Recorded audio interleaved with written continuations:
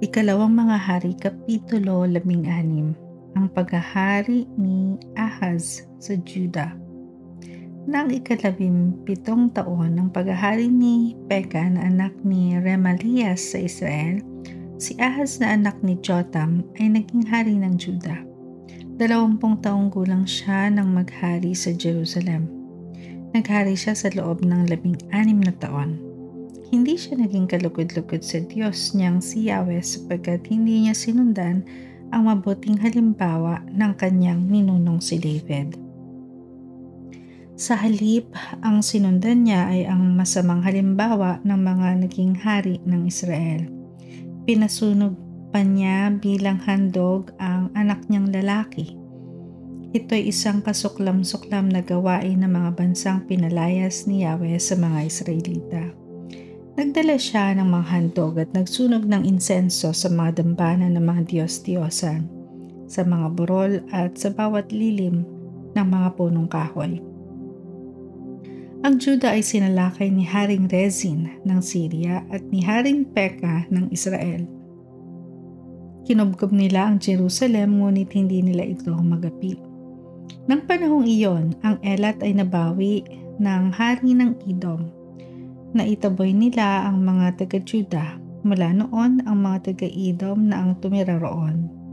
Samantala, si Ahaz ay nagpadala ng sugo kay Haring Tiglat-Pileser ng Assyria at kanyang ipinasabi, "Ako ay tapat mong lingkod. Iligtas mo ako sa mga hari ng Syria at Israel na sumasalakay sa akin."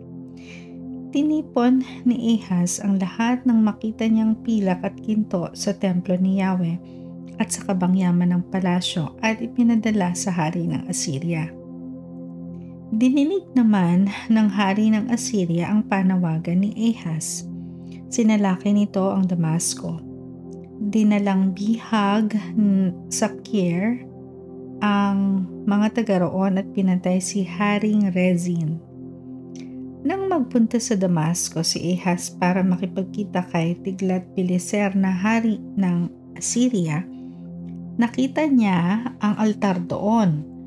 Pinaguhit niya ang plano nito at ipinadala sa paring si Urias.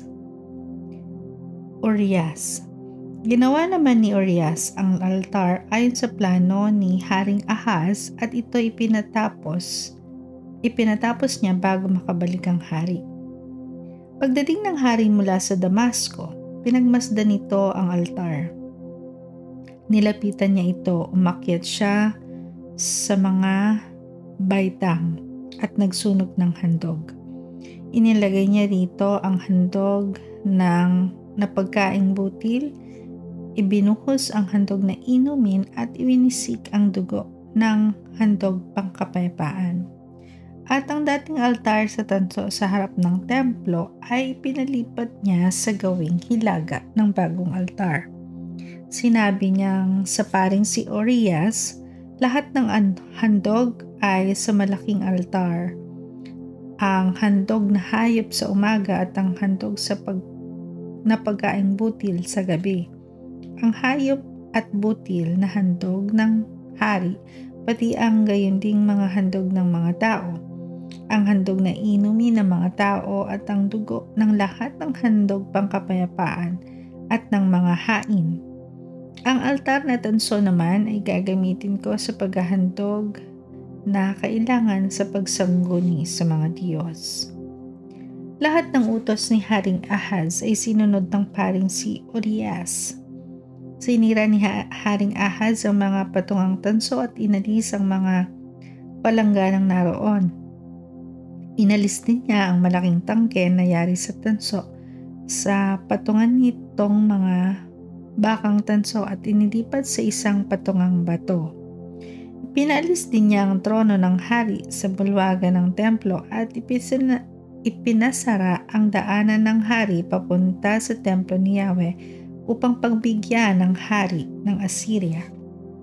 Ang iba pang ginawa ni Haring Ahaz ay nakasulat sa kasaysayan ng mga hari ng Juda. Namatay siya tinilibing sa libingan ng kanyang mga ninunong hari sa lungsod ni David. Ang anak niyang si Ezekias ang humalili sa kanya bilang hari.